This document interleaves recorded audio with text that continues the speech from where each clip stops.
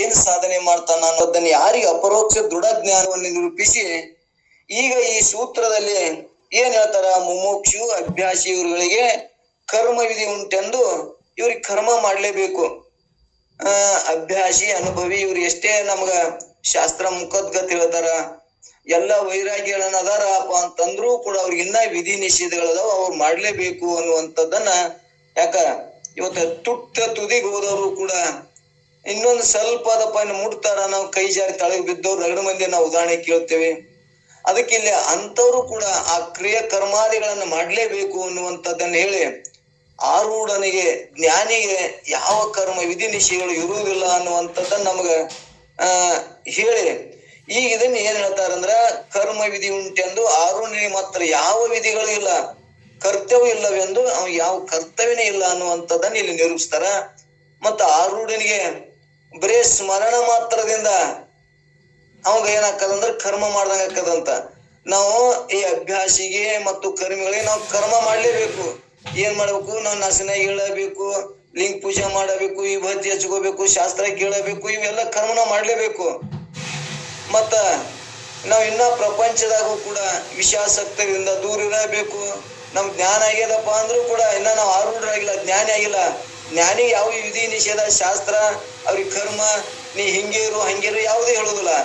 ಆದ್ರೆ ನಾವ್ ಇನ್ನ ಎದುರಾಗದೇವಿ, ಇನ್ನ ಅಭ್ಯಾಸಿ ಒಳಗದೇವು, ಇನ್ನ ಮೋಕ್ಷದ ಇಚ್ಛೆ ಉಟ್ಕೊಂಡೇವಿ, ಮೋಕ್ಷದ ದಾರಿಯೊಳಗೆ ಹೊಂಟಿವಿ, ಮೋಕ್ಷದ ಇಚ್ಛೆದೊಳಗೆ ಹೊಂಟಿವು ಮತ್ತು ಅನುಭವದೊಳಗದೇವಿ ಅನ್ನುವಂಥದ್ದನ್ನ ಕಂಡುಕೊಂಡು ಈ ವಿಧಿ ನಿಷೇಧಗಳನ್ನು ಮಾಡ್ಲೇಬೇಕು ಅನ್ನುವಂಥದ್ದನ್ನ ಇಲ್ಲಿ ಹೇಳಿ ಆರೂಢನಿಗೆ ಮಾತ್ರ ಮುಂದೆ ಯಾವ ಇರುವುದಿಲ್ಲ ಅನ್ನುವಂಥದ್ದನ್ನ ಇನ್ನಿಷ್ಟು ನಮಗ ಲಕ್ಷಣ ಮುಖಾಂತರ ಗಟ್ಟಿ ಮಾಡ್ಕೋತ ಹೋಗ್ತಾರ. ಇಲ್ಲಿ ಒಟ್ಟಾರೆ ಆರೂಢನಿಗೆ ಮಾತ್ರ ಜ್ಞಾನಿಗೆ ಯಾವ ವಿಧಿ ನಿಷೇಧಗಳು ಇಲ್ಲ ಅನ್ನುವಂಥದ್ದನ್ನ ನಮಗೆ ಸ್ಪಷ್ಟ ಆಯ್ತು. ನಮಗೆ ಇನ್ನ ಏನಾಗ್ತದಂದ್ರ, ನಾವು ನಮ್ಮ ಕಣ್ಣಿನೊಳಗೆ ಏನಾಗ್ತಾರ, ನಮ್ ವಿವೇಕ ಇಲ್ಲ.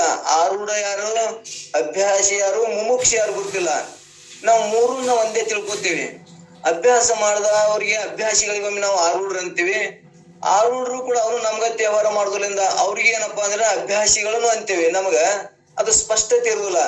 ಆದ್ರೆ ಈ ಪರಮಾನುಭೂತಿ ಹೋದವ್ರಿಗೆ ಅಭ್ಯಾಸಿಗಳು ಯಾರು, ಅನುಭವಿ ಯಾರು, ಆರೂಢನ್ ಯಾರು ಅನ್ನುವಂಥದ್ದನ್ನ ಇಲ್ಲಿ ನಮ್ಗೆ ಬೇರ್ಪಡಿಸಿ ಇನ್ನೊಂದ್ ಸ್ವಲ್ಪ ಸ್ಪಷ್ಟ ಮಾಡ್ತಾರ. ಅಂದ್ರೆ ನಮ್ಮಲ್ಲಿ ಗೊಂದಲ ಆಗುದಿಲ್ಲ, ದ್ವಂದ್ವ ಆಗುದಿಲ್ಲ ಅನ್ನುವಂಥದ್ದನ್ನ ಈಗ ನಮಗ ಇಲ್ಲಿ ಏನ್ ಹೇಳೋರು ಅದಾರಂದ್ರ, ಈ 10ನೇ ಸೂತ್ರದೊಳಗ ನಮ್ಗೆ ಏನ್ ಜಜ್ಮೆಂಟ್ ಮಾಡ್ತಾರ, 10ನೇ ಸೂತ್ರದೊಳಗ ಒಂದು ಯಾವ ಪಲ್ಲವಿ ಇಟ್ಕೊಂಡು ಅಲ್ಲಿ 7 ನುಡಿಯ ಮುಖಾಂತರ ಅಭ್ಯಾಸಿ ಅನುಭವಿ ಅವನ ಲಕ್ಷಣಗಳು ಮತ್ತೆ ಹೆಂಗಿರ್ತಾನ ಅನ್ನುವಂಥದ್ದನ್ನ ಇಲ್ಲಿ ಹೇಳೋರು ಅದಾರ. ಇಲ್ಲಿ ಏನ್ ಹೇಳಿದ್ರಂದ್ರ, ವರ ಮುಮುಕ್ಷಾದಿಗಳಿಗೆ ಕರ್ಮ ನಿರಿತವ ಪರಮಾರೂಢನಿಗೊಂದು ಕ್ರಿಯೆ ಇಲ್ಲ ಅನ್ನುವಂಥದ್ದನ್ನ ಹಿಂದ ಪೀಠಿಗೆ ಹಾಕಿಕೊಟ್ಟದ್ದನ್ನೇ ಇಲ್ಲಿ ಮತ್ತೆ ಮುಂದುವರಿಸಿ ಇಲ್ಲಿ ಜ್ಞಾನಿಗೆ ಅಂದ್ರೆ ಪರಮಾತ್ಮ ಜ್ಞಾನ ಮಾಡ್ಕೊಂಡವ್ರಿಗೆ, ನಾನೇ ಬ್ರಹ್ಮನಂತ ನಿಶ್ಚಯ ಆದವ್ರಿಗೆ, ಜ್ಞಾನಿ ಅಂದ್ರ ನನ್ನ ಸ್ವರೂಪ, ನಾನು ಸ್ವರೂಪನೇ ಇದೀನಿ, ಈ ದೇಹಾದಿ ವ್ಯವಹಾರಿಗಳು ಇವು ಮಿಥ್ಯದ, ದೇಹಾದಿ ಅವರು ಮಿಥ್ಯ ಅಂದ್ರ ಈ ಜಗತ್ತನು ಕೂಡ ಮಿಥ್ಯನೇ ಅದ, ಆತ್ಮ ಒಂದೇ ಸತ್ಯದ, ನಾನು ಪರಿಪೂರ್ಣವಾದ ಆತ್ಮನೇ ನಾನು ಅದೀನಿ ಅಂತೇಳಿ ಯಾರಿಗೆ ಹಿಂಗ ಅಪರೋಕ್ಷ ಜ್ಞಾನ ಇದೆ, ಇವು ಯಾವ ಕ್ರಿಯೆಗಳಿಲ್ಲ ಅನ್ನುವಂಥದ್ದನ್ನ ಈ ನುಡಿ ಒಳಗೆ ಹೇಳ್ತಾರ.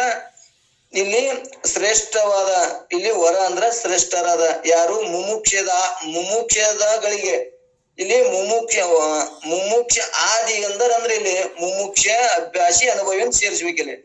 ಮುಮುಕ್ಷ ಅಭ್ಯಾಸಿಗಳಿಗೆ ಕರ್ಮ ನಿರಿತಾವ, ಇವ್ರಿಗೆ ಅವಶ್ಯ ಕರ್ಮ ನಮ್ಗ ಅನುಭವಕ್ಕೆ ಬಂದದಪ್ಪ ಅಂದ್ರು ಇನ್ನ ನನ್ಗೆ ಜ್ಞಾನ ಆಗಿಲ್ಲ, ಅಪರೋಕ್ಷ ಆಗಿಲ್ಲ, ಸಾಕ್ಷಾತ್ಕಾರ ಆಗಿಲ್ಲ, ನನಗ ಇನ್ನ ಏನದ ಕರ್ಮದೊಳಗೆ ರುಚಿ ಅದ, ಇನ್ನ ನಾನು ಏನದನ ಕರ್ಮದೊಳಗೆ ನನಗ ಆನಂದ ತೋರ್ತದ.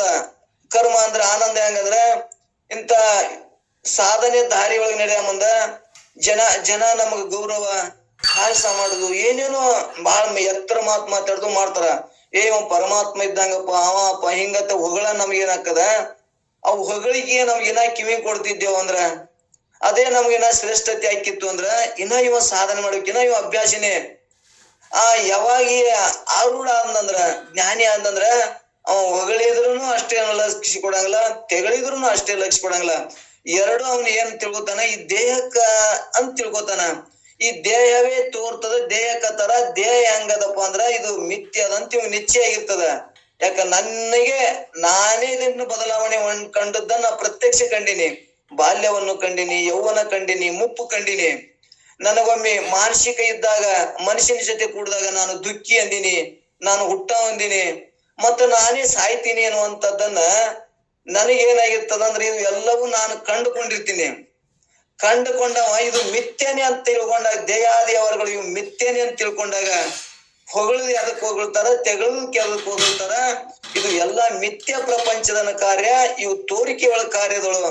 ಅಲ್ಲಿ ವಾಸ್ತವಿಕ ಸತ್ಯ ಹಂಗದ, ಅಲ್ಲಿ ವಾಸ್ತವಿಕ ಜ್ಞಾನ ಹೆಂಗದ, ಆ ತೋರಲಾದ ಪರಿಪೂರ್ಣ ವಸ್ತು ಜ್ಞಾನವನ್ನು ಮಾಡ್ಕೊಂಡಿರ್ತಾನ. ಇದು ಎಲ್ಲದಕ್ಕೂ ಅಧಿಷ್ಠಾನವಾದದ್ದು ಜ್ಞಾನ, ಎಲ್ಲದಕ್ಕೂ ಆಧಾರ ಜ್ಞಾನ, ಎಲ್ಲದನ್ನು ಕೂಡ ಆ ಬ್ರಹ್ಮ ಹೆಂಗದನ ಕಾಣಲಾರೆ ಇದು ಉತ್ಪನ್ನ ಮಾಡ್ಯಾನ, ಮತ್ತದನ್ನ ರಕ್ಷಣೆ ಮಾಡ್ತಾನ. ಮತ್ತೆ ಏನು ಮಾಡ್ತಾನಂದ್ರ ಪ್ರಳಯ ಮಾಡುವಂತ ಶಕ್ತಿ ಯಾರಿಗೈತಿ? ಆ ಬ್ರಹ್ಮನಿಗೆ ಐತಿ. ಆ ಪರಮಾತ್ಮನ ಹಂತ ಉಳ್ಳ ಪರಮಾತ್ಮ ನಾನು ಕಂಡುಕೊಂಡವಂಗ ನನಗೇನು ಹೊಗಳುವ ತೆಗಳಿಕೆಗಳು ಅಷ್ಟೆಲ್ಲಾ ಮಾಡ್ತೇವೆ ನಾವು. ಭಗವಂತ ಒಬ್ರ ಹೊಗಳ್ತೇವನು ಹಂತನ ನಾವು ಜ್ಞಾನಿಗಳು ಆರೂಢರು ಕಾಣ್ತಾರ.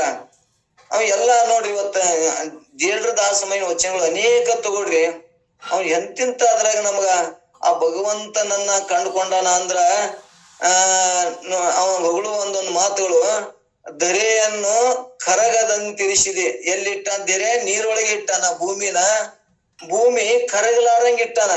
ನಾವೊಂದು ನೀರಿನ ಒಂದು ಟಬ್ನ್ಯಾಗ ಅದ್ರಾಗ ಒಂದ್ ದೊಡ್ಡ ಹೆಂಟಿ ಹಾಕಿದೆವಪ್ಪ ಅಂದ್ರ ಆ ಹೆಂಟಿ ಕರಿಗಿ ಹೋಗ್ತದ. ಆದ್ರೆ ನೀರಿನೊಳಗೆ ಪೃಥ್ವಿ ಇಟ್ಟಾನ. ನೀರನ್ನ ಹೆಂಗ್ ಮಾಡ್ಯಾನ? ಆ ಪೃಥ್ವಿಯನ್ನ ಕರಗಲಾರಂಗ ಇಟ್ಟಾನ. ಮತ್ತ ಈ ಆಕಾಶಕ್ಕ ತೊಲಿ ಕಂಬ ಇಲ್ಲಾರಂಗ ಇದನ್ನ ಹೆಂಗ್ ಮಾಡ್ಯಾನಪ್ಪ ಅಂದ್ರ ಈ ಆಕಾಶವನ್ನ ಇಟ್ಟಾನ. ಭಗವಂತನ ಸೃಷ್ಟಿ ಅಂತ ಭಗವಂತನ ಅವನು ನಾವು ಗುರುತಿಸಲಾರೇ. ಬರೇ ಈ ತೋರುವಂತ ಪೃಥ್ವಿ ತೋರುವಂತದನ್ನ ನಾವು ಹೇಳ್ತೇವೆ. ಮತ್ತ ಅವ ಹೆಂಗ ಅವನು ಭಗವಂತನ ಸೃಷ್ಟಿ ಇಟ್ಟಾನಂದ್ರ ಈ ದೇಹದೊಳಗೆ ಪರಮಾತ್ಮ ಈ ದೇಹದೊಳಗೆ ಬೆರೆಸಿದ ಭೇದವ.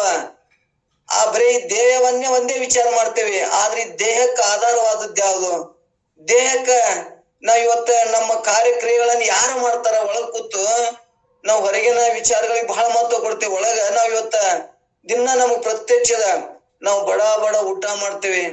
ಆ ಉಂಡದ್ದನ್ನ ಅದನ್ನ ಎಷ್ಟು ಚಂದ ಕರಗಿಸಿ ರಕ್ತ ವೀರ್ಯ ಎಲ್ಲವನ್ನ ಅಲ್ಲದ ಭಾಗಗಳನ್ನ ಹೊರಗೆ ದಬ್ಬಿ ಯಾರು ಕೆಲಸ ಮಾಡ್ತಾರ?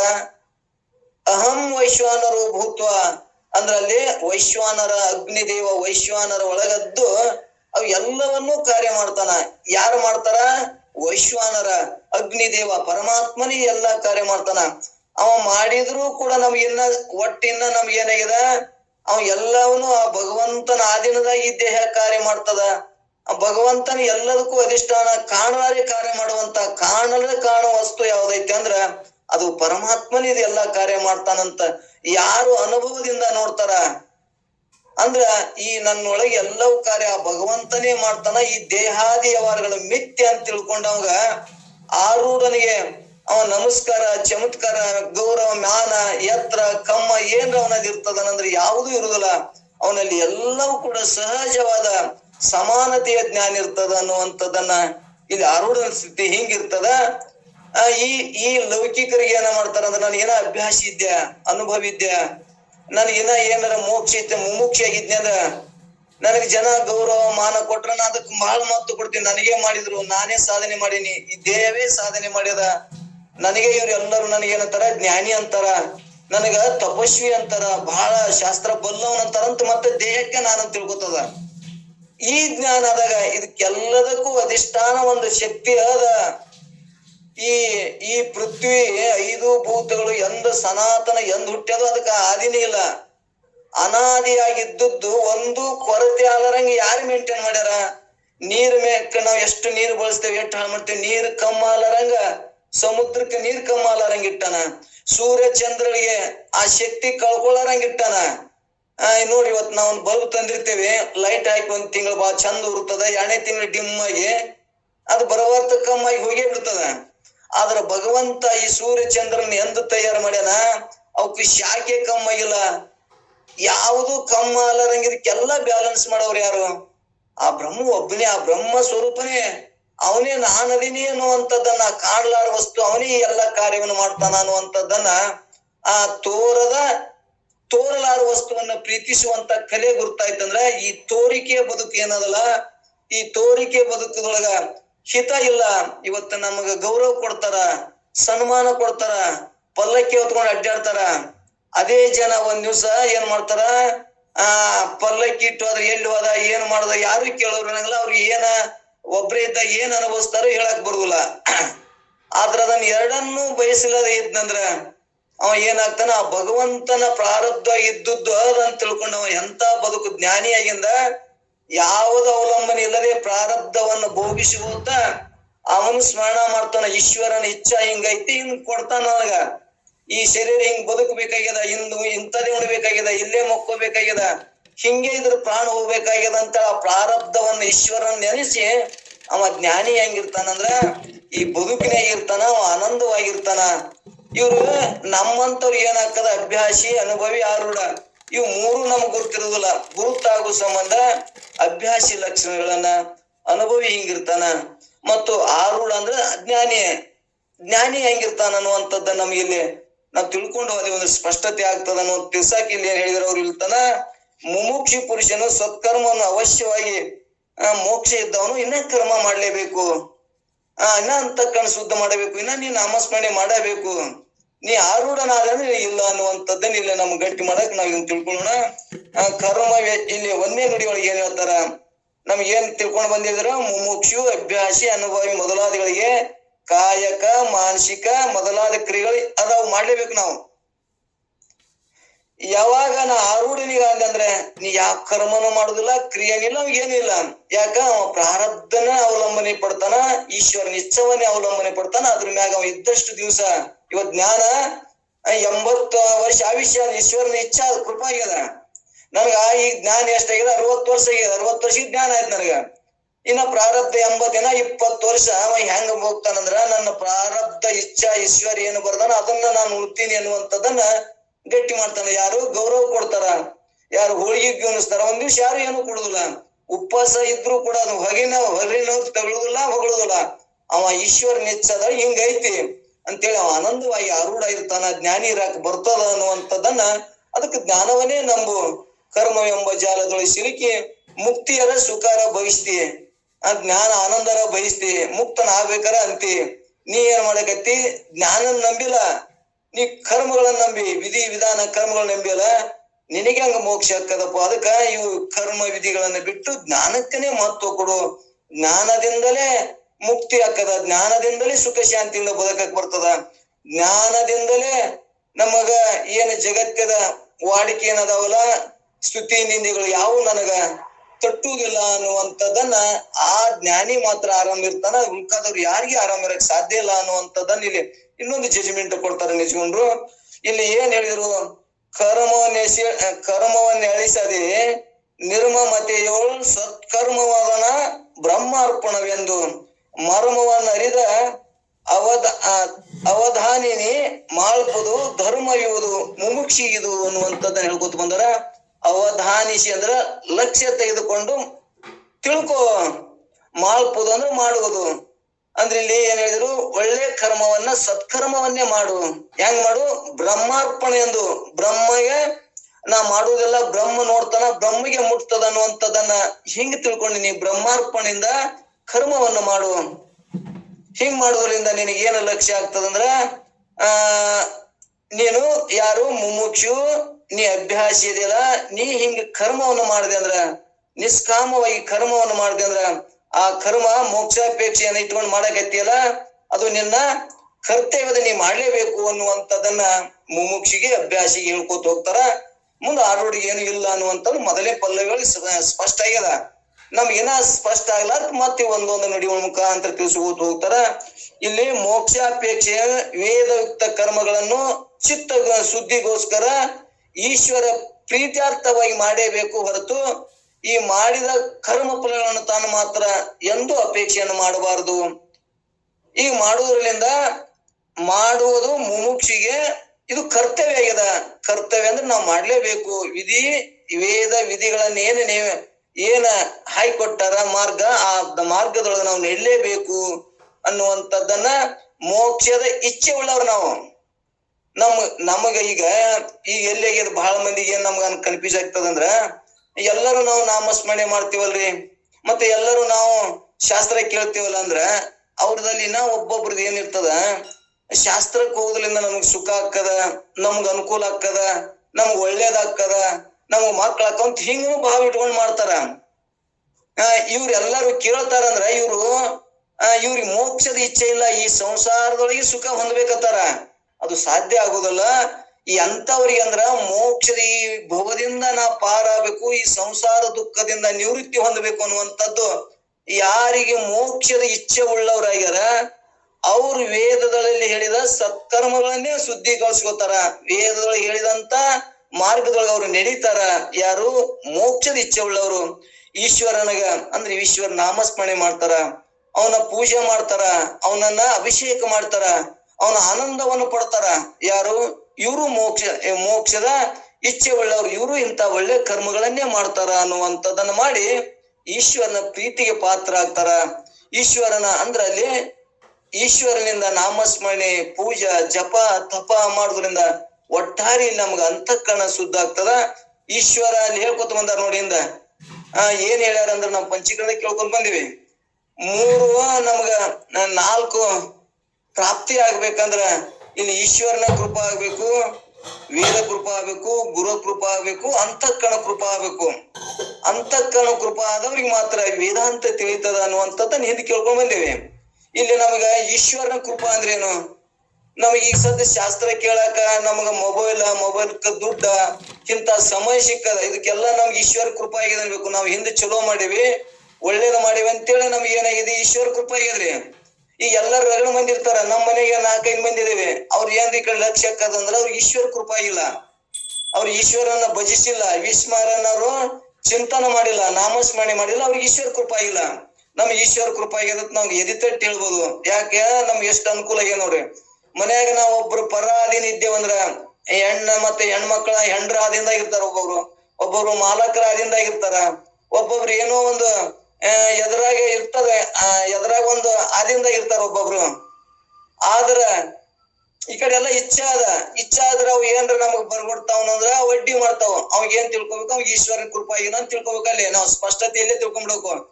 ಈಶ್ವರನ ಕೃಪಾ ಆಗಿತ್ತಂದ್ರ ಅವ್ರು ಯಾವ್ದು ಹೆಂಡ್ರ ಮಕ್ಳದು ತೊಂದ್ರೆ ಇರಂಗಿಲ್ಲ, ಮತ್ತ ಅವಾಗ ದುಡ್ಡಿಂದು ಮೊಬೈಲ್ ದುಡ್ಡು ಹಾಕುದು, ಮೊಬೈಲ್ ತಗೊಳುದು, ಅದನ್ನು ಅವಾಗ ಅಡ್ಡಿ ಇರಂಗಿಲ್ಲ. ಇಷ್ಟೆಲ್ಲಾ ನಮಗ ಅನುಕೂಲ ಆಗ್ಯದ ಅಂದ್ರ ನಾವ್ ಇಲ್ಲಿ ಏನ್ ತಿಳ್ಕೊಬೇಕು? ನಮ್ಗೆ ಈಶ್ವರ ಕೃಪಾ ಆಗ್ಯದ. ಈಶ್ವರ ಕೃಪಾ ಆಗ್ಯದ ಅಂತೇಳಿ ನಾವ್ ಏನ್ ಮಾಡಕತ್ತೀವಿ? ಶಾಸ್ತ್ರ ಕೇಳಕತ್ತೀವಿ. ಮತ್ ಶಾಸ್ತ್ರ ಕೇಳಕತ್ತೀವಪ್ಪ ಅಂದ್ರ ನಮ್ಗೆ ಶಾಸ್ತ್ರ ತಿಳಿಯಕತ್ತದ್ರಿ. ಇದೇ ಶಾಸ್ತ್ರ ಈ ಕರಿಮೂಲ ಮುಂದ, ಈ ಸಂಸಾರಿಕರ ಮುಂದೆ ಹೇಳಿದ್ರ ಅರ್ಥನೇ ಆಗಲ್ಲ. ಅವ್ರು ಏನು ಬ್ರಹ್ಮ ಏನು ಮಿಥ್ಯ, ಬರೇ ಅದನ್ನೇ ಮಾಡ್ತಾರ, ಅದೇ ಹೇಳ್ತಾರಂತ ಅವ್ರು ಬೇಯ್ದು ಬಿಡ್ತಾರ, ಅಷ್ಟೇ ಬಿಡುದಿಲ್ಲ. ನಮ್ಗೆ ಶಾಸ್ತ್ರ ತಿಳಿಯಾಕತ್ತದ. ಶಾಸ್ತ್ರ ತಿಳಿಯಾಕತ್ತದ ನಮ್ಗ ವೇದಗಳ ಕೃಪಾನು ಆಗ್ಯದ. ಮುಂದೆ ನಾವ್ ಏನಾಗ್ಯದ? ಗುರು ಕೃಪಾ. ಇದನ್ನ ಹೇಳಕತ್ತಾರ, ಕೇಳಕತ್ತೇವಿ ಇಲ್ಲಿ. ಈಗ ನಮ್ ಗುರು ಕೃಪಾನು ಆಗ್ಯದ. ಮತ್ತ ಆ ನಂತರ ಇದು ಎಲ್ಲವನ್ನು ತಿಳಿತು ಅಂದ್ರ ಅಂತಃಕರಣ ಕೃಪಾ ಆಯ್ತು ಅಂದ್ರ, ಅಂತಃಕರಣದೊಳಗೆ ಇದು ಸ್ಥಿತಿ ಆಯ್ತು ಅಂದ್ರೆ ನನ್ಗ ಅಂತಃಕರಣ ಕೃಪಾ ಆಯ್ತು ಅಂದ್ರ ಅಂತಃಕರಣದೊಳಗೆ ಏನಾಕದ? ಈ ಎಲ್ಲಾ ಮಲಿನ ದೋಷಗಳು ಹೋಗ್ತದ. ಎಲ್ಲಾ ದೋಷಗಳು ಹೋಗಿ ಒಂದು ಪರಿಶುದ್ಧ ಅಂತಃಕರಣ ಆಕ್ಕದ. ಶುದ್ಧ ಅಂತಃಕರಣ ಉಳ್ಳವ್ರಿಗೆ ಮಾತ್ರ ಜ್ಞಾನ ಆಗ್ತದ. ಜ್ಞಾನ ಆದವ್ರಿಗೆ ಮಾತ್ರ ಇಲ್ಲಿ ಮೋಕ್ಷ ಆಕ್ಕದ ಅನ್ನುವಂಥದ್ದನ್ನ ನಮ್ಗ ಇದನ್ನ ಒಂದ್ ಸ್ವಲ್ಪ ನಾವ್ ಹಿಂದಕ್ಕೆ ಹೋಗಿ ನೋಡಿದಾಗ ನಮ್ಗೆ ಇವೆಲ್ಲಾ ಕೃಪಾ ಅದ ಅಂತ ನಾವ್ ನಿಶ್ಚಯ ಮಾಡ್ಕೋಬೇಕು. ನಾವ್ ಹಿಂದಿನದೋಳ್ ಮಾಳ್ಪುವ ಅಭ್ಯಾಸ ಅನಿಪಾತನ ಅನ್ಯಳೆ ಬಯಸಿದನ್ ಒಂದನ್ನು ಅಭ್ಯಾಸಿ ಮಾತ್ರ ಏನೇಳೆ ಈ ಸ್ತ್ರೀಯಳೆ ಅಭ್ಯಾಸಿ ಎನಿಸಿ ಪಾತನ ಅಂದ್ರ ಅಭ್ಯಾಸಿ ಎಂದು ಹೇಳಿಸಿಕೊಳ್ಳುವನು ಅನ್ನುವಂಥದ್ದನ್ನ ಇಲ್ಲಿ ಮೈತ್ರಾದೇವಿ ಹೇಳ್ಕೊತ ಬಂದಾರ. ಎಂತವಾಗ ಅಭ್ಯಾಸಿಗಳನ್ನ ಬೇಕು ಅಂದ್ರ ಇಲ್ಲಿ ಈ ಸ್ತ್ರೀಯಳೆ ಅಭ್ಯಾಸಿ ಅನಿಪಾತನು, ಅಭ್ಯಾಸ ಎಂದು ಹೇಳಿಸಿಕೊಳ್ಳೋನು. ಏನೊಂದನ್ನು ಯಾವುದೊಂದನ್ನು ಬಯಸದೆ ಇಚ್ಛಿಸದೆ, ಏನಿತ್ತು ಎಷ್ಟು ನನಗೆ ಕರ್ತವ್ಯಗಳದಾವು, ಕೃತ್ಯಗಳುಂಟು, ಕಾರ್ಯಗಳಿರುವವು, ಆತನು ತಾನು ಸರಿಯಾಗಿ ಆ ಕಾರ್ಯಗಳನ್ನ ಮಾಡ್ತಾನ. ಹೆಂಗ ಮಾಡ್ತಾನ? ಬರೀ ಮನಸ್ಸಿನಿಂದ ಮಾಡ್ತಾನ, ಅವ ಮಾಡುದಿಲ್ಲ. ಮನಸ್ಸಿನಿಂದ ಹೆಂಗ್ ಮಾಡ್ತಾರ ಅಂದ್ರ ಇವತ್ತ ನಮ್ಗೆ ಇನ್ನೊಂದ್ ಸ್ವಲ್ಪ ಗುರ್ತಾಗಬೇಕು. ಮನಸ್ಸಿನಿಂದನೂ ಅವ್ರ ಕರ್ಮ ಮಾಡ್ಲಾರೆ, ದುಡಿಲಾರೆ, ದುಃಖ ಪಡೆ ಮನಸ್ಸಿನಿಂದನೇ ಮಾಡಿ ಜ್ಞಾನವನ್ನು ಪಡ್ಕೋತಾರ ಅಂತ ಇಲ್ಲಿ ಹೇಳ್ತಾರ. ಇದು ಹೆಂಗ್ರಿ ನೀವು ಹೇಳುದು? ಇದು ನಮ್ಗೆ ಅನುಭವಕ್ಕೆ ಬರುದಿಲ್ಲ ಅಂದ್ರ ಇಲ್ಲಿ ಹೆಂಗಿರ್ತದಪ್ಪ ಅಂದ್ರ, ನಾವು ಮನಸ್ಸಿನಿಂದ ಒಂದು ಸದ್ದ ಒಬ್ಬ ನಮ್ಮ ಮನೆಗೆ ಭಿಕ್ಷುಕ ಬಂದಿರ್ತಾನ, ಬಹಳ ತ್ರಾಸನಾಗಿದ್ದು ಒಂದಿಷ್ಟು ಕೊಡ್ರಿ ಅಂತ ಭಿಕ್ಷುಕ ಬಂದಿರ್ತಾನ. ನಮ್ಮತ್ತೆ ಕೊಡಕರ ಏನು ತಾಕತ್ತಿಲ್ಲ. ಏನಾಯ್ತ ಅಂದ್ರ ಭಗವಂತ ನಾನು ಇದ್ರ ಅಂದ್ರ ನಾನು ಇವನ್ ಕೊಟ್ಟಿವ್ ನಾನು ಕೃತಕೃತನ ಆಗ್ತಿದ್ ನೋಡಪ್ಪ. ನಾ ಇವ್ ಒಂದಿಷ್ಟು ಏನೋ ಇಷ್ಟು ಕಷ್ಟ ಹೇಳ್ತಾನ, ಇಷ್ಟ ಏನಾದ್ರೂ 1,000 ರೂಪಾಯಿ ಕೊಟ್ಟು ನಾನು ಕೃತಕೃತನ ಹಾಕಿದ್ ನೋಡಪ್ಪ. ದೇವ್ರೆ ನಾನು ಕೊಟ್ಟಿಲ್ಲ ಅಂತ ಏನ ಮಾಡ್ತಾನವ, ಕೊಟ್ಟಿಲ್ಲ ನಾನು ಕೊಟ್ಟು ಅವ್ ಒಳ್ಳೇದ ಮಾಡ್ತಿದ್ನಲ್ಪ ಅಂತ ಬರೀ ಸಂಕಲ್ಪ ಮಾಡ್ತಾನ. ಅವಾಗಲ್ಲಿ ಫಲ ಆಗ್ತದ. ಇನ್ನೊಬ್ಬವ ಏನು ಕೊಟ್ಟಿಲ್ಲ ಮಾಡಿಲ್ಲ, ಇನ್ನೊಬ್ಬ ಏನಂತಾನ ಇವ್ರಿಗೆ ದುಡ್ಕೊಂಡ್ ತಿಂದ್ರೆ ಏನ್ ಬ್ಯಾನೆಗ್ಯದ, ಏನ ಅಟ್ಟೆ ಅದ್ರ ಮತ್ತೆ ಬೇಯ್ತಾರ, ನಡಿ ಸುಳಿ ಅಂತ ಏನ್ರ ಬೇಯ್ದ ಅವ್ರನ್ನ ಏನ್ ಮಾಡ್ತಾರ, ಹೊರಗಾಗ್ತಾರ. ಇವ್ರು ಏನು ಕೊಟ್ಟಿಲ್ಲ, ಇವ್ರು ಕರ್ಮ ಇಬ್ರು ಏನು ಮಾಡಿಲ್ಲ. ಆದ್ರೆ ಇಲ್ಲಿ ಅವ್ನ್ ಬರೀ ಮನಸ್ಸಿನೊಳಗೆ ಏನ್ ಭಾವ ಆಗ್ಯದ, ಬರೀ ಶಿರ್ಷಲ್ ಭಾವ ಇಟ್ಕೊಂಡ ಅಲ್ಲಿ ಶಿರ್ಷಲ್ ಸ್ಮರಣ ಮಾಡ್ತಾನ ಅನ್ನುವಂಥದ್ದು ನೀನ್ ಮತ್ತೊಂದು ನುಡಿಯೊಳಗೆ ಹೇಳ್ತಾರ. 3ನೇ ನುಡಿಯೊಳಗೆ, ಈ ಕಾಲದೊಳು ತನಗೆ ಕರ್ಮ ಕೃತ್ಯವನ್ನು ತಾನು ಆ ಕಾಲದೊಳು ಸಮಹಿತನು ಜೋಕೆ ಹಿಡಿದು ಮಾಡಲು ಅಭ್ಯಾಸ ನೆಪ್ಪಗ ಕರ್ಮವುದು ಕೃತ ಮೆನಿಸುಗು ಅಂದ್ರ ಕೃತ ಮೆನಿಸುಗು ಅನ್ನುವಂಥದ್ದನ್ನ ಇಲ್ಲಿ ಕೃತ ಮೆನಿಸುವುದು ಅಂದ್ರ ಮಾಡಲ್ಪಟ್ಟಿದಂದು ಹೇಳಿಸಿಕೊಳ್ತದ. ಇವ ಅಂದ್ರೆ ಯಾವ ಕರ್ಮಗಳನ್ನು ಮಾಡದೆ ಕೃತ ಮೆನಿಸುವು ಅಂದ್ರ ಮಾಡಲ್ಪಟ್ಟನೆಂದು ಹೇಳಿಸಿಕೊಳ್ಳೋನು. ಇವ ಮೊದಲೇ ಮಾಡ್ಯಾನ, ಆ ಸ್ಮರಣದಿಂದ ನಾವು ಏನಾಗ್ತದ ಆ ಫಲ ಸಿಗ್ತದ ಅನ್ನುವಂಥದ್ದನ್ನ ಎಲ್ಲಾ ಕರ್ಮಗಳನ್ನು ದಾಟಿ ಬಂದಾನ. ಆ ಮನಸ್ಸಿನಿಂದ ನಿಂತಾವ್ ಕರ್ಮ ಮಾಡ್ತಾನ ಅನ್ನುವಂಥದ್ದನ್ನ ಈ ನುಡಿಯೊಳಗೆ ಗಟ್ಟಿ ಮಾಡ್ತಾರ. ಈ ಕಾರ್ಯದೊಳು ಈ ಸಮಯದಲ್ಲಿ ತನಗೆ ಈ ಕರ್ಮ ಕೃತವೇನೆಂತು ಆ ಕರ್ಮ ಮಾಡಬೇಕು ತಕ್ಕದೆಂದು ಹೇಳುವುದಿಲ್ಲ. ಆ ಕಾಲದೊಳು ಆ ಸಮಯದಲ್ಲಿ ಸಮಹಿತನನ್ನು ಸಮಾಧಿಯನ್ನು ಜೋಕಿ ಹಿಡಿದು ಎಚ್ಚರಿಕೆಯಿಂದ ಆ ಮನಸ್ಸಿನಿಂದಾನೇ ಅಭ್ಯಾಸ ಮಾಡ್ತಾನ ಅನ್ನುವಂಥದ್ದನ್ನ ಇಲ್ಲಿ ನಮ್ಗೆ ಗಟ್ಟಿ ಮಾಡಿದ್ರು. ತಾನು ಇಂಥ ಕಾಲದಲ್ಲಿ ಹೀಗೆ ಸಮಾಧಿ ಅಭ್ಯಾಸ ಮಾಡ್ತಕ್ಕದಂದು ತಿಳಿದು ಅದನ್ನು ಬಹು ಎಚ್ಚರಿಕೆಯಿಂದ ಆ ಕಾಲದಲ್ಲಿ ಮಾಡುವುದು ಇವಾಗ ಏನಿರ್ಬೇಕು ಮಾಡುವಾಗ ಅಭ್ಯಾಸಿ ಎಂದು ಹೇಳಿಸಿಕೊಳ್ಳುತ್ತಾನ. ಇವ ಯೋಗ್ಯನಾದವನು ಅನ್ನುವಂಥದ್ದನ್ನ ಇಲ್ಲಿ ಅಭ್ಯಾಸಿ ಯೋಗ್ಯ ಆದವನು ಅನ್ನುವಂಥದ್ದನ್ನ ತಿಳಿಸ್ತಾರ. ಇನ್ನು ಅನುಭವಿ, ಈಗ ಮುಮುಕ್ಷು ಹೇಳಿದ್ರು, ಅಭ್ಯಾಸಿ ಹೇಳಿದ್ರು, ಅನುಭವಿ ಮತ್ತು ಆರೂಢ, ಇವೇ 4ರದ ಒಳ್ಳೆ ವಿಚಾರ ಮಾಡಕತ್ತಾರ. ಅವನ ಕ್ರಿಯೆ ಅವನ ಕರ್ಮ ಹೆಂಗೆ ಮಾಡ್ತಾರ ಅನ್ನುವಂಥದ್ದನ್ನ ನಮ್ಗೆ ಇಲ್ಲಿ ಹೇಳ್ಕೂತ ಹೊಂಟಾರ. ಆರೂಢನ ಸ್ಥಿತಿ ಅಂತೂ ನಮ್ಮ ಮೊದಲೇ ಪಲ್ಲವಿ ಒಳಗೆ ತಿಳ್ಕೊಂಡ್ ಬಂದಿವಿ. ಇನ್ನು ಅಭ್ಯಾಸಿ ಮತ್ತಿನ್ನು ಅನುಭವಿ ಹೆಂಗಿರ್ತಾನ ಅನ್ನುವಂಥದ್ದು ಈ ನುಡಿಯೊಳಗೆ ಹೇಳ್ತಾರ. ಅನುಭವಿ ಎನಿಸುವಾತನು ತಾನು ಮಾಡತಕ್ಕ ಕರ್ಮವನ್ನು ಸ್ಮರಣ ಮಾತ್ರ ಮಾಡಿದರೆ ಸಾಕು, ಆ ಕರ್ಮವು ಮಾಡಿದಂತಾಗುತ್ತದೆ. ಅಂದ್ರೆ ಸ್ಮರಣ ಮಾಡಿದ್ರೆ ಸಾಕು, ಅವ್ರಿಗೆ ಒಳ್ಳೇದಾಗಲಪ್ಪ ಅಂತ ಬರೀ ಸ್ಮರಣ ಮಾಡಿದ್ರೆ ಒಳ್ಳೇದಾಗ್ತದಂತ.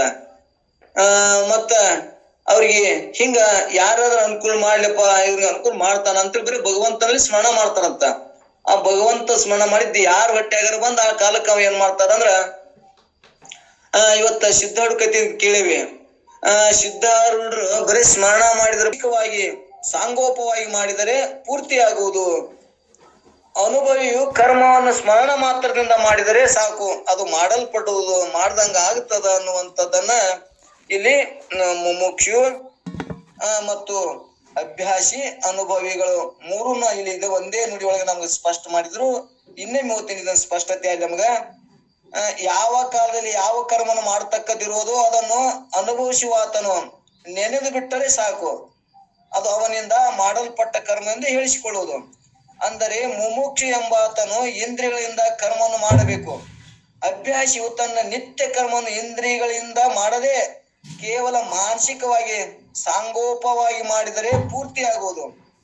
ಅನುಭವಿಯು ಕರ್ಮವನ್ನು ಸ್ಮರಣ ಮಾತ್ರದಿಂದ ಮಾಡಿದರೆ ಸಾಕು, ಅದು ಮಾಡಲ್ಪಟ್ಟಿರುತ್ತದೆ ಎಂದು ಹಿಂಗ ನೀವು ಇಂಥ ಕರ್ಮಗಳ ಹಿಂಗ ಜ್ಞಾನಿಗಳಿಗೆ ಹಿಂಗ ಆಗ್ತಾವು. ಅಭ್ಯಾಸಿ, ಅನುಭವಿ, ಮುಮುಕ್ಷಿಗಳಿಗೆ ಹಿಂಗ 3 ತರನು. ಬ್ರಹ್ಮಾರ್ಪಣವೆಂದು ಬ್ರಹ್ಮನಿಗೆ ಅರ್ಪಿಸಿಕೊಂಡು ಕರ್ಮವನ್ನು ನೀನು ಮಾಡಿದೆಯಾದರೆ ನೀನು ಮೋಕ್ಷಾತೀರ್ಥಿಗಳಾಗ್ತೀವಿ ಎಂಬತಕ್ಕಂಥದ್ದು. ಯಾಕಂತಂದ್ರ ಪ್ರವೃತ್ತಕದಲ್ಲಿ ದೇಹಾದಿಕ ಭ್ರಮೆಗಳನ್ನು ಒಳಗೊಂಡು ಆ ಭ್ರಾಂತಿ ಅಧ್ಯಾಸಗಳನ್ನು ತೆಗೆದುಕೊಂಡು ಅವೇ ಸತ್ಯವಂತೇಳಿ ಆ ಪ್ರವೃತ್ತದಲ್ಲಿ ಸಾಕಷ್ಟು ಭ್ರಮೆಗಳ ಮುಖಾಂತರ ನಾವು ವ್ಯವಹಾರವನ್ನ ಕರ್ಮವನ್ನ ಮಾಡ್ತೀವಲ್ಲಿ.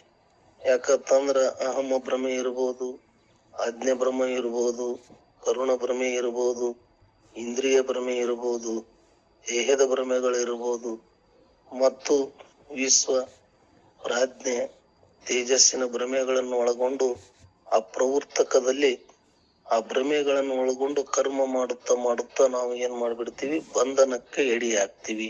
ಅದರಲ್ಲಿ ನಾವು ಸಾಕೋತ್ ಪುನರಪಿ ಮರಣಂ ಪುನರಪಿ ಜನನಂ ಅನ್ಕೋತ ಅದರಲ್ಲಿಯೇ ನಾವು ಕಳ್ಕೋತ್ ಹೋಗ್ಬಿಡ್ತೀವಿ. ಇದು ಯಾವುದು ಅಲ್ಲಪ್ಪ, ಇವೆಲ್ಲ ಭ್ರಮೆಗಳು, ಭ್ರಾಂತಿಗಳೆಲ್ಲ ಮಿಥ್ಯಾಧ್ಯಾಸಗಳು.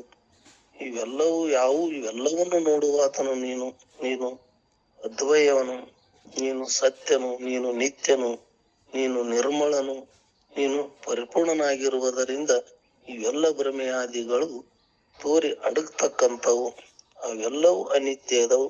ಇವೆಲ್ಲದಕ್ಕೂ ಪ್ರಕಾಶ ಮಾಡುವನು ನೀನೇ ಅದಿ ಎಂಬತಕ್ಕಂಥದ್ದನ್ನು ತೋರಿಸುವಂಥದ್ದೇ ಇದು ನಿಷ್ಕಾಮ ಕರ್ಮಗಳು, ಅದರಲ್ಲಿ ನಿತ್ಯ ಕರ್ಮ.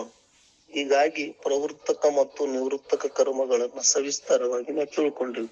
ಅರ್ಥಾತ್ ಏನಾಯ್ತು, ಇವು ಕರ್ಮಗಳೆಲ್ಲವೂ ಬಂಧನಕ್ಕೆ ದಾರಿಯೇ ಹೊರತು ಮೋಕ್ಷಕ್ಕೆ ಅಲ್ಲ. ಇವು ಮೋಕ್ಷಕ್ಕೆ ಸಾಧನ. ಯಾವಾಗ ಆಗ್ತಾವು, ಅಂತಃಕರಣಗಳು ಶುದ್ಧಿ ಆದಾಗ ಮಾತ್ರ ಅವಾಗ ನಿನಗೇನಾಗ್ತದ, ಸತ್ವಗುಣ ಬೆಳಿತದ. ಆ ಸತ್ವಗುಣದಿಂದ ಅಂತಃಕರಣ ದ್ವಾರವಾಗಿ ತತ್ವಜ್ಞಾನ ತಿಳಿತು ಅಂತಂದಾಗ ನೀನು ಜ್ಞಾನಕ್ಕೆ ಬರ್ತಿ. ಆ ಜ್ಞಾನವೇ ಮೋಕ್ಷ. ಯಾಕಂದ್ರ ಜ್ಞಾನಾದೇವತು ಕೈವಲ್ಯ ಅಂತ ಹೇಳಿ. ಹೀಗಾಗಿ ಕರ್ಮವು ಬಂಧನಕ್ಕೆ ದಾರಿ ಆಗ್ತಕ್ಕಂಥದ್ದನ್ನ ತಿಳಿದುಕೊಂಡು ಇವತ್ತು ಸೂತ್ರ 10ರಲ್ಲಿ ಮುಮುಕ್ಷು, ಅಭ್ಯಾಸಿ, ಅನುಭವಿಯ ಲಕ್ಷಣಗಳನ್ನ ಬಹಳ ಸವಿಸ್ತಾರವಾಗಿ ಪರಮ ಪೂಜ್ಯರು ತಿಳಿಸ್ಕೊತ.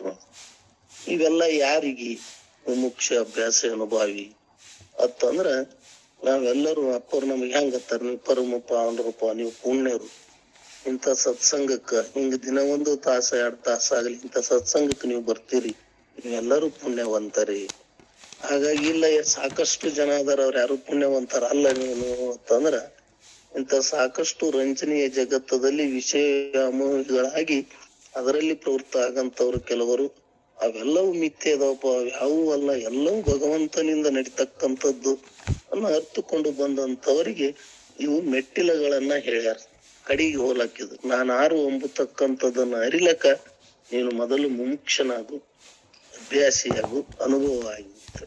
ಮುಮುಕ್ಷ ಆದಂತವನು ನಾವಿನ್ನು ಇವು ಕರ್ಮಗಳನ್ನ ನಾವು ಮಾಡೇಬೇಕು. ಯಾಕಂತಂದ್ರ ಅವೆಲ್ಲವೂ ಈಸ್ತಿನ ಅವನು ಸ್ಮರಣೆಯಲ್ಲಿ ಏನಾಗ್ಯದ, ಆ ಕರ್ಮ ಕ್ರಿಯಾದಿಗಳು ದೇಹಾದಿಕ ಅನಾತ್ಮಕ ವಸ್ತುಗಳ ಮೇಲೇನೆ ಮೋಹವನ್ನು ಇಟ್ಟತಕ್ಕಂಥವನು. ಆ ಸ್ಮೃತಿ ಸ್ಮರಣೆಯಲ್ಲಿ ಅವಂಗ ಅವೇ ಗಟ್ಟಿಯಾಗಿರ್ತಾವ.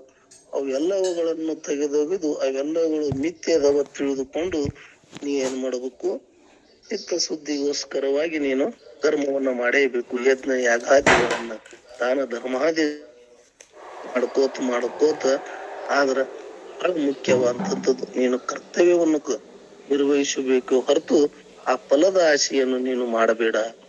ಯಾಕಂತಂದ್ರ ಒಂದು ಕರ್ಮವನ್ನು ನಾವು ಮಾಡುವಾಗ ಫಲದ ಆಸೆಯನ್ನಿಟ್ಟುಕೊಂಡು ನಾವು ಮಾಡಿದೀವಿ ಅಂತಂದ್ರ ಆ ಕರ್ಮಕ್ಕೆ ಫಲ ಉಂಟು. ಆ ಫಲವನ್ನು ಅನುಭವಿಸಬೇಕಾದ್ರೆ ಮತ್ತ ಅಂತಃಕರಣಗಳ ದ್ವಾರ ಇವೇನ್ ಮಾಡ್ಬೇಕು, ಈ ಶರೀರಾದಿಗಳನ್ನು ತೆಗೆದುಕೊಂಡು ಅಲ್ಲಿ ಪ್ರವೃತ್ತ ಆಗ್ತದ ಆ ಫಲವನ್ನು ಅನುಭವಿಸಲಕ್ಕ. ಆದ್ರೆ ನಿನ್ನ ಉದ್ದೇಶ ಏನದ, ನಾನು ಯಾರು ಎಂಬತಕ್ಕಂಥದ್ದನ್ನ ತಿಳ್ಕೊಳ್ಳೋದು ನಿನ್ನ ಉದ್ದೇಶದ. ಅದಕ್ಕಾಗಿ ಕರ್ತವ್ಯ ಮಾಡೇಬೇಕು. ಕರ್ಮದ ಅನುಗುಣವಾಗಿ ಬಂದಂತ ಈ ಶರೀರ ಕರ್ತವ್ಯವನ್ನು ನಿರ್ವಹಿಸಬೇಕು. ಆದ್ರೆ ಫಲದ ಆಸೆ ನೀನು ತೆಗದಿ ಅಂತಂದ್ರ ಅವಾಗ ನಿನಗ ಈಶ್ವರ ಅರ್ಪಣಾ ಬುದ್ಧಿ ನಿನ್ನಲ್ಲಿ ಎಡೆ ಆಗ್ತದ. ಈ ನೋಡ್ರಿ, ಆ ಫಲವನ್ನು ತೆಗೆದಾಗ ನಿನ್ನ ಸಂಘಗಳ ತ್ಯಾಗ ಹೋಗ್ತದ. ಇವೆಲ್ಲ ದೇಹಾದಿ ಸಂಘಗಳ ತ್ಯಾಗ ಅಲ್ಲಿ ಹೋಗ್ತದ, ಅಲ್ಲಿ ಫಲ ತ್ಯಾಗ ಹೋಗ್ತದ. ಫಲ ತ್ಯಾಗ ಹೋಗಿ ನಿನಗೆ ಈಶ್ವರ ಅರ್ಪಣಾ ಭಾವ ಬತ್ತು ಅಂದ್ರ ಅಂತಃಕರಣ ಶುದ್ಧಿಯಾಗಿ ನೀನು ಮುಮುಕ್ಷತ್ವ ಒಂದೇ ಮೆಟ್ಟಿಲವನ್ನು ಅಲ್ಲಿ ನೀನು ತಗೋತಿ, ಕರ್ತವ್ಯವನ್ನು ನೀನು ಮಾಡ್ತಿ ಎಂಬತಕ್ಕಂಥದ್ದು. ಅದಕ್ಕೆ ಭಗವಂತ ಹೇಳೇ ಬಿಟ್ಟಾನ. ಏನ್ ಹೇಳನ, ಕರ್ಮಣ್ಯವಾಧಿಕಾರಸ್ಥೆ ಮಾಫಲೇಶು ಕದಾಚನ ಮಾಂ ಕರ್ಮ ಫಲ ಹೇತು ಗುರುಮಾತೆ ಸಂಗೋತ್ಸವ ಕರ್ಮಣಿ. ಕರ್ತವ್ಯವನ್ನು ನೀನು ಮಾಡೇಬೇಕು. ಆ ಕರ್ತವ್ಯವನ್ನು ಮಾಡುದ್ರ ನೀನು ಫಲದ ಆಶೆಯನ್ನು ಮಾಡಬೇಡ, ಅದು ಭಗವಂತನಿಗೆ ಬಿಡು. ಅವಾಗ ನಿನಗ ಅಲ್ಲಿ ಅಂತಃಕರಣಗಳು ಶುದ್ಧ ಆಗ್ತಾವ. ಇದು ಮುಮುಕ್ಷನ ಲಕ್ಷಣ. ಇವಂಗ 3 ಜನ್ಮ ತಿಳ್ಕೊತ್ಕೊಂಡ್ರಿ. ಶಾಸ್ತ್ರದ ಅನುಗುಣವಾಗಿ ಇದನ್ನ ನೀನು ಅನುಸರಿಸಿಕೊಂಡಿದ್ದೆ ಅಂದ್ರ ನಿನಗ 3 ಜನ್ಮ. ಅಲ್ಲಿಂದ ಮುಂದ ಅಭ್ಯಾಸಿ ಏನ್ ಮಾಡ್ತಾನಿವ, ವಿವೇಕ ತಾತ್ಪರನಾಗಿ ಮೊದಲ ಹೆಂಗ್ ಕೇಳ್ದಿವ, ವಿವೇಕ ತಾತ್ಪರನಾಗಿ ಇವೆಲ್ಲವೂ ಕಾಣುವ ದೇಹಾದಿಕ ಪ್ರಪಂಚ ಅಲ್ಲಿ, ಈ ಜಗತ್ತಾಲಿ ಸ್ವಪ್ನದಂತೆ ನಾಟಕದಂತೆ ಇವೆಲ್ಲವೂ ಮಿಥ್ಯೆ ಅದಾವು. ಇವೆಲ್ಲವುಗಳನ್ನು ಅರಿಯುವನು ನಾನು ಸತ್ಯ ಇದೀನಿ ಎಂಬತಕ್ಕಂಥದ್ದನ್ನು ತಿಳಿದುಕೊಂಡಿರುವ ಆತನೇ ಅಭ್ಯಾಸಿ. ಅಭ್ಯಾಸಿ ಇವ ಏನ್ ಮಾಡಬೇಕು? ದಿನಾಲು ಇವನು ಸತ್ಕರ್ಮಗಳನ್ನು ಮಾಡುತ್ತಾ ಅದನ್ನ ಮಾನಸಿಕವಾಗಿ ಆ ಫಲಗಳನ್ನ ಅಪೇಕ್ಷೆ ಮಾಡಬೇಕು. ಯಾಕಂತಂದ್ರ ಈಗ ಇದನ್ನ ಕೇಳ್ಕೊತ ಬಂದೀವಿ ನಾವು. ದೇಹಾದಿಯನ್ನು ಇಟ್ಟುಕೊಂಡು ಪೂಜೆ ಮಾಡುವವರು ಕನಿಷ್ಠರು, ವಾಚಿಕವಾಗಿ ಸ್ತೋತ್ರಾದಿಗಳನ್ನ ಮಾಡುವವರು ಮಧ್ಯಮರು, ಮತ್ತು ಮಾನಸಿಕದಿಂದ ಮಾಡ್ತಕ್ಕಂಥವ್ರು ಉತ್ತಮರು ಅಂತ ಕೇಳ್ಕೊತ ಬಂದೀವಿ. ಯಾಕಂತಂದ್ರೆ ಇವಕ್ಕೂ ಫಲಗಳದಾವ, ಇಲ್ಲತ್ತಿಲ್ಲ. ಆದ್ರ ಮಾನಸಿಕವಾಗಿ ಮಾಡುವುದರಿಂದ ಮೋಕ್ಷವನ್ನು ನೀನು ಸಂಪಾದಿಸ್ತೀರಿ ಅನ್ನತಕ್ಕಂಥದ್ದೇ ಇಲ್ಲಿ ಅಭ್ಯಾಸಿ. ಇದನ್ನ ಇವ ಮಾಡಿದ್ರು ಸಹ ಇವಂಗ 2 ಜನ್ಮ ಅಂತ ಹೇಳ್ಕೊತ ಬಂದಾರ. ಅದಕ್ಕಾಗಿ ಇದನ್ನ ನಾವು ಅರ್ಥಕೊಳ್ಬೇಕು. ಇಲ್ಲಿ ಗ್ರಂಥದ ಅನುಗುಣವಾಗಿ ಪರಮ ಪೂಜ್ಯರು ಸಾಕಷ್ಟು ಕೊಟ್ರು ನಮಗ ಇರ್ಬೇಕು ಅಂತಂದ್ರ. ಇವ ಅಭ್ಯಾಸ ಆದ ನಂತರ ಇವ ಈ ದಾರಿಯಲ್ಲಿ ಬಂದಿರ್ತಾನ. ನಾನು ಆರಂಭುವುದನ್ನು ತಿಳ್ಕೊಳಕ ಸಾಕಷ್ಟು, ಯಾಕಂತಾರ ಒಂದು ಊರು ಮುಟ್ಲಕ್ಕ ಆ ಮಾರ್ಗವನ್ನ ಹಿಡಿದಿರ್ತಾನ. ತುಳ್ಕೋತ ಬರ್ತಿರ್ತಾನ. ಅದ್ರಲ್ಲಿ ಎಚ್ಚರಿಕೆಯಿಂದ ಅವ ಅಭ್ಯಾಸವನ್ನ ಮಾಡ್ತಿರ್ತಾನ.